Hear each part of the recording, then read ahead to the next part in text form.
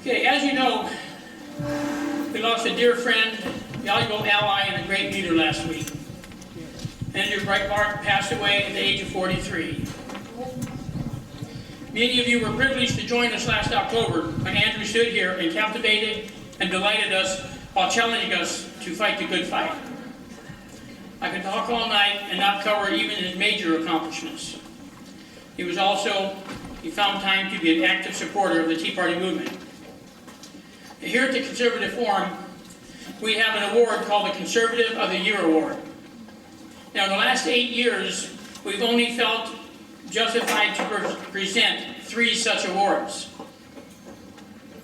It was our privilege to present this award to Andrew Breitbart last October. Andrew was not the type of leader that leads from behind.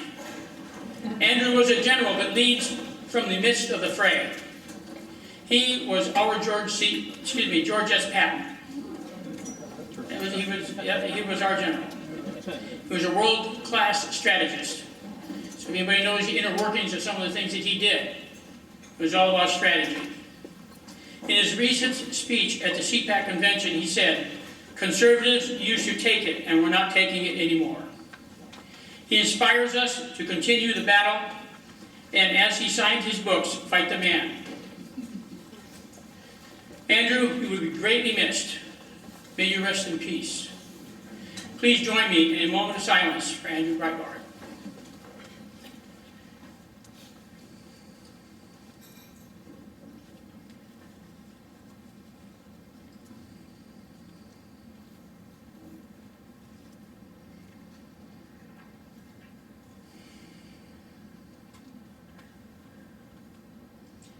Thank you very much.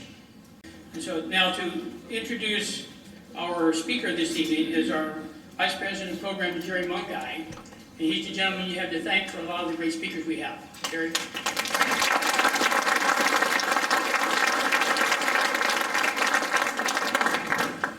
Thank you. We all know the story of the Boston Tea Party. Well, we older folks who went to public schools talk about the Boston Tea Party. Anyway, the hated tea tax was another attempt by an abusive and intrusive government to make the American colonists pay their fair share of empire defense. Where have we heard that term before? The Patriots responded by dumping a boatload of tea into Boston Harbor. History repeats itself. In 2009, angry at industry bailouts, stimulus spending, and a massive overhaul of the healthcare industry, many Americans were ready to answer Rick Santelli's call for another Tea Party. Mark Meckler is one who answered the call and became a co-founder of Tea Party Patriots, a loosely organized group, organized and dedicated to individual liberty and self-government. Tea Partiers, as you know, roiled American politics in 2010, and they promised to do more in 2012, because the battle for freedom never ends. Tonight, Mark will tell us what we need to do to complete the Second American Revolution. In other words, we just can't sit and bitch. Please join me in welcoming a great American, Mark Meckler.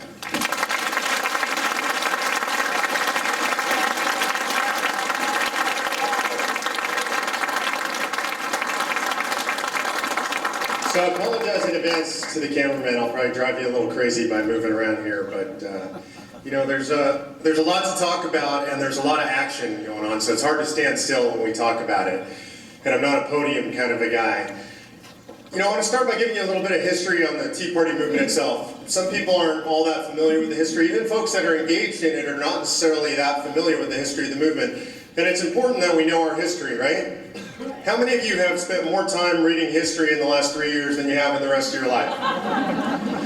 That's an extraordinary thing. I mean, think about it. That, and Jerry mentioned it, a lot of us were educated in a public school system where they didn't teach us much history.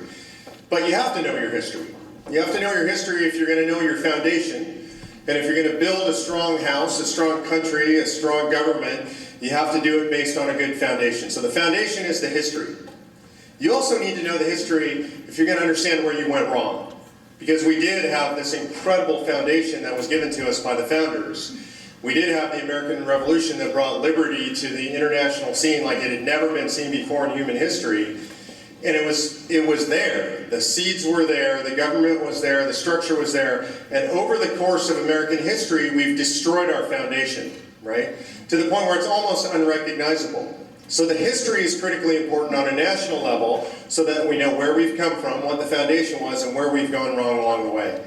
The Tea Party history is important too because the Tea Party really is the second American Revolution. Things have changed in the last few years, have they not? Yes. We've seen people step up who've never stepped up before. How many of you were not necessarily active in politics 3 years ago? Raise your hands. Look around the room. That's the second American Revolution. And there are millions of people, maybe voted, maybe occasionally gave money to a candidate, but were not actively involved in politics 3 years ago, who are involved today, who are engaged today. It started in February 2009, and it started with a single person. There is a person who deserves credit, I think, for starting the modern American Tea Party movement. It's not me. It's not anybody you hear about all the time who is a leader or who is getting on TV talking about movement. It's Rick Santelli. You guys are familiar with Rick? He doesn't take credit for it. Someday they'll write about him in the history books. They'll write about that moment in history when he ignited the flame. And basically, it was like a puddle of gasoline across the country. Santelli got on television. He was asked about the recent bailouts, specifically about mortgage bailouts, and he said it was un-American. He said what we were doing is rewarding failure. That we were putting failure on the backs of Americans that had done the right thing, that had been conservative in their finances, that had not overextended themselves, and we were going to punish them for what people who were irresponsible had done. And it spread like a wave across America. People saw it live on television. Some people like me got a clip sent to them on YouTube. I was sitting at my desk up in Grass Valley, California when I saw it, and I literally pounded my fist on my desk and said, yeah, that's it. What was so extraordinary about that moment? I mean, hadn't Rush Limbaugh been saying similar things, and Mark Levin and a lot of the conservative talking heads, Fox News? We've been hearing that stuff on TV and on the radio. We've been reading about it in conservative thought for a long time. But to hear it on CNBC in an unrehearsed moment from the gut of an American, a guy who understood the finance system, it was an extraordinary moment in American history, wasn't it? So that's our history. We need to remember that history. And out of that, the next day, 22 people got on a phone call, and they threw something called Top Conservatives on Twitter, and they talked about what should we do? Do we stand by and let this moment pass, or we take advantage of it? Santelli called for the second American Tea Party. Do we do that? Do we do it right now? He called for it in July, but they understood that a moment had taken place that might not be repeated. It might not be sustainable until July. And so they proposed that we hold tea parties on February 27, 2009, exactly 1 week later. I heard about it on Facebook. A lot of other people heard about it through a variety of ways on the internet. And extraordinarily, on February 27, 2009, I held a tea party at the Sacramento State Capitol, and in 39 cities around the country, all simultaneously, over 35,000 people came out that day. That's your history. That's pretty extraordinary, isn't it? We need to know that history. People will ask you, how did the movement get started? You need to know. You need to be able to tell them these things. So we came home from that. Those of us who had participated, we were excited. Were any of you there? I saw Nancy here. Where's Nancy? Nancy was there at that first protest. So there were just a few of us, 150 people in Sacramento total. 6 of us came down from the foothills. My retired parents, I took my kids out of school because I wanted them to see the First Amendment in action, and my wife and I. We knew there would be 6 of us for sure. Thank God Nancy showed up also. So there were 150 of us showed up. And what was extraordinary is there were people from all walks of life. There were retired, there were young, there were employed and unemployed and union and non-union. We had people from across the political divide. I went and met every one of them that day, and to me, it was an epiphany, literally. I couldn't believe that there were all these people with all these different attitudes about politics, different party affiliations, different reasons for being there. And virtually every one of them said something to me along the lines of, I'm here because I'm compelled to be here. I don't know what else to do. I had to come. I closed my business to be here today because I didn't know what else to do. I don't feel like I'm represented anymore. I vote, and my representatives don't do the things that I ask them to do. All these people saying the same thing People who would normally disagree on the issues, but on this big issue of government run amok, they were all aligned. So we went home after that event and we started reaching out around the country, some of us. I called everybody I could find in California that held one of these events. My first call was down to San Diego, which is where I went to school. And I called up Dawn Wildman, and she had run the event down there, and I asked her, what did you do? What worked? What inspired people? Who came out? What was it like? And we shared experiences and we learned from each other. For those of you in the Valley who have been involved in technology, you'll represent this as open source, right? This is how the movement developed. Nobody told anybody what to do, but everybody came together and started writing the code of the Tea Party movement. The very first kernel of that code was a single line that said, a Tea Party is a public protest against government run amok. Then we came back and we shared code with each other. I called all over the state, and when I ran out of people in the state, I started calling across the country. I ran into people in New York and Atlanta and in Florida that had done the same thing. And a core group of us got together and said, well, what do we do next? We can't stop now. Something's been ignited. What do we do? And we decided to hold another protest. Thought, what's the next logical day? Well, people are pretty pissed off on tax day, right? Yeah. Seemed like a good day. So we thought, if we had 39 of these around the country with just a week's notice, what could we do with 5 or 6 weeks' notice? Imagine how extraordinary it could be. Maybe we could have 50, 75, or even thinking huge, maybe we could have 100 of these events around the country. So we started talking about them. We put up a website called taxdayteaparty.com, just a place where people could register their local tea parties. We weren't organizing them. People were doing it on their own all across the country. And they started to register them, and it was 50, and then 100, and then 150. And then Fox News started to pick up the story. Now, I want to say something as an aside about Fox News. A lot of people have accused Fox News of promoting the Tea Party movement, right? Of promoting those events. Fox News is a legitimate news organization that actually saw this movement spreading like wildfire across the country as the news that it was. Thank God for Fox News, right? So it grew, and then it was 200 and 250, and we were staying up all night trying to enter these things in this website, which kept crashing. There was no Koch brothers money. If anybody knows them, I'm still trying to find out where to get the check from. There was no organization. Literally, it was just a single website, a single page where we listed events. We listed them manually. There was no technology for people to enter their own events. People would call us or email us, and we'd put those events in. We were getting calls at all hours of the day and night. I made the mistake of listing my home phone number on the website.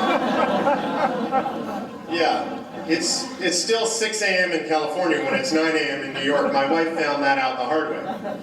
And so this thing grew and grew and grew, and by April 13th, 2009, there were over 850 tea parties listed on that website.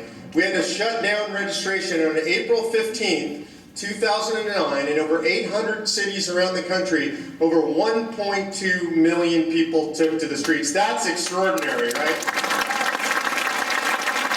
You need to know those numbers. It's your history. It's your history.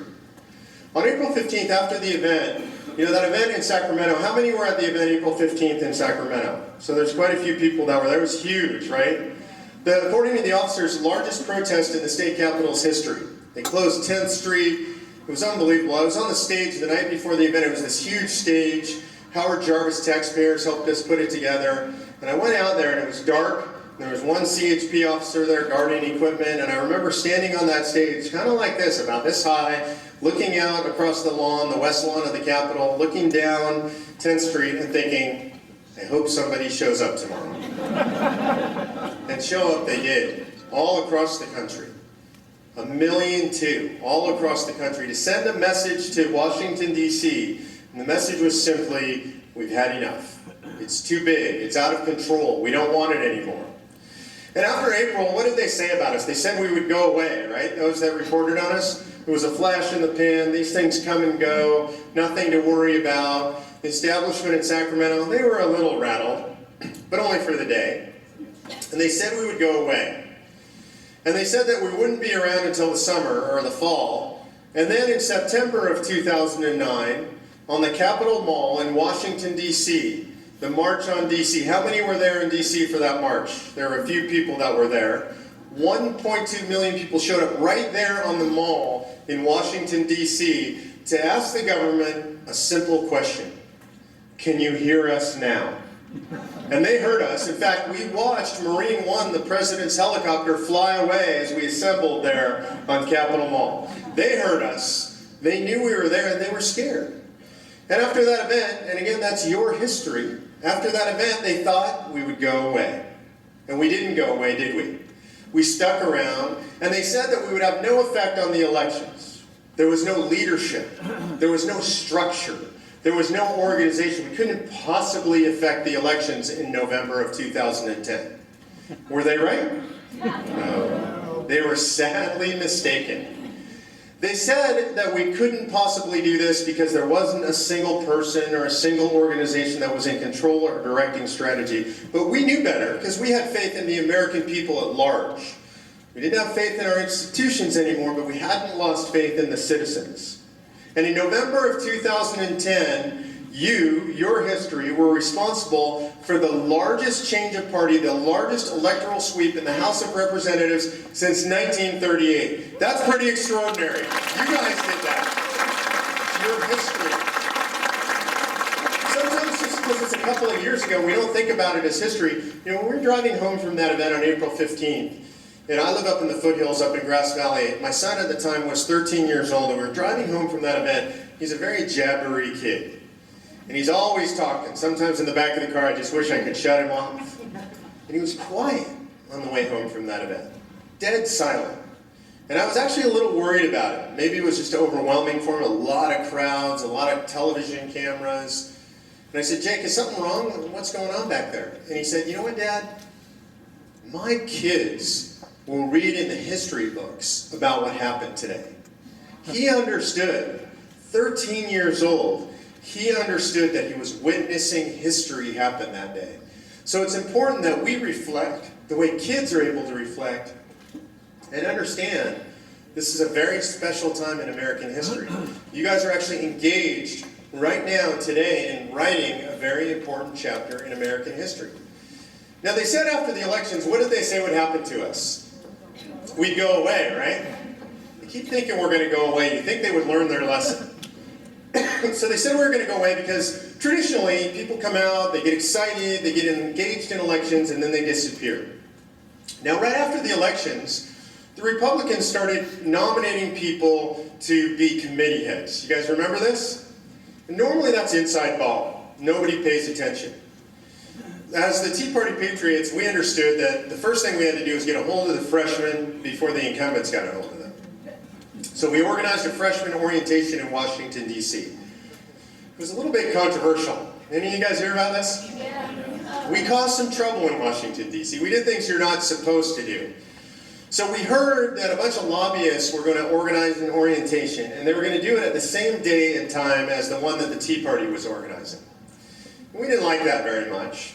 And the constituents back home didn't like it very much. But all the new congressmen, they didn't have their offices yet. They didn't have official phone numbers yet. They didn't have official email addresses yet. But in every congressional district where there was a Tea Party freshman elected, we had their private cell phone numbers. So we published them. A lot of people were upset with us. A lot of those freshman congressmen were not happy with us. I had some of them approach me and say, Mark, I got 3,000 or 4,000 text messages, and if I had to change my number, and I said, you showed up at the orientation, right? It worked. What they realized, friend info alike, was that the Tea Party movement helped them get elected, and that we weren't going away. We were going to hold them accountable. If they were going to choose lobbyists over Tea Party, we were going to let them hear what we thought about that. And so it was effective, and it helped them actually bond together as a caucus. Now, how many people are really excited about the way the Republican leadership has led the freshmen in the House of Representatives?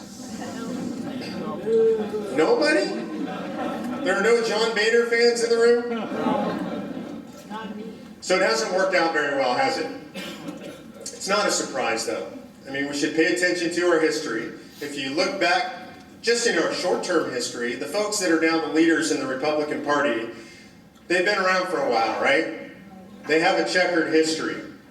They actually don't like the Tea Party movement much.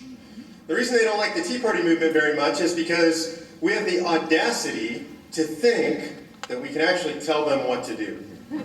Outrageous, isn't it?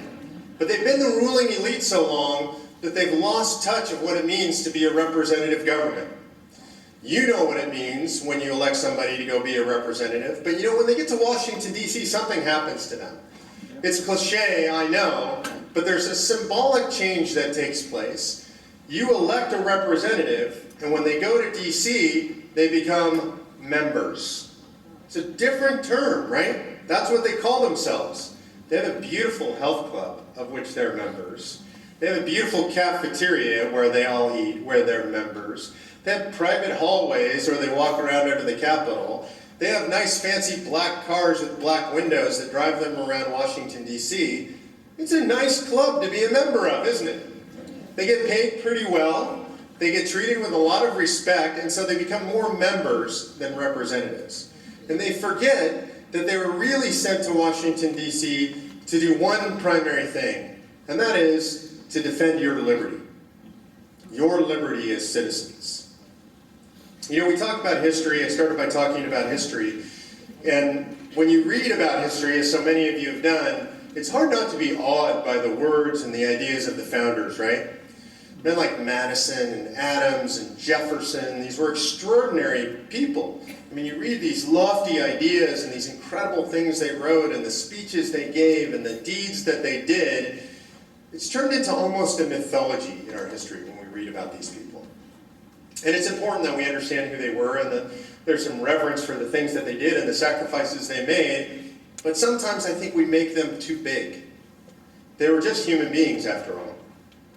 And they were products of an extraordinary time, but you're products of an extraordinary time. And I think the most extraordinary thing about those men and their families, I like to call them the founding families because the families truly sacrificed.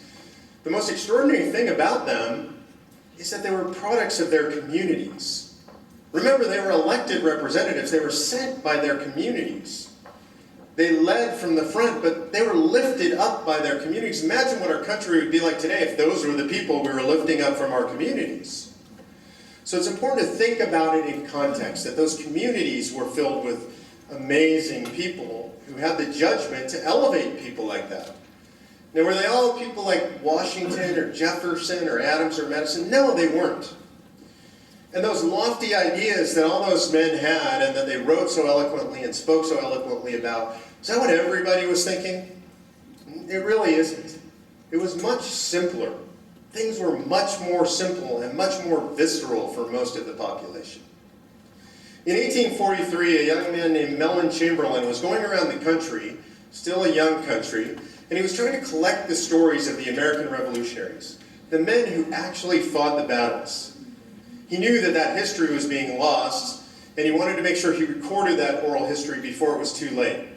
So these were elderly people he was interviewing, and in 1843 he ran across the path of Levi Preston in North Carolina. And Preston had come out to fight the battle at Concord in 1775. And Chamberlain interviewed him, and he asked Preston, "Mr. Preston, you're 91 years old. When you went out on the battlefield that day," Preston was in his early 20s, he said, "What was it that brought you out to fight the Redcoats? It was the most fearsome, well-trained army in the history of mankind. You were just a ragtag militia, yet you took the field of battle against them that morning. Why did you fight? Was it because of the Stamp Act? Was it because you were frustrated about having to buy the stamps and affix them to documents?" And Preston said, "Son, we didn't know nothing about no stamps. I never bought none of those." And he said, "Well, was it the tea? Was it the Boston Harbor? Was it the fact that there was the tax on tea?" He said, "Son, we lived in the country. We never drank no tea." He said, "Well, what was it that brought you out to fight that day? Why were you willing to risk everything?" And he said, "Son, when we went for them Redcoats, what we meant was this. We had always governed ourselves, and we always intended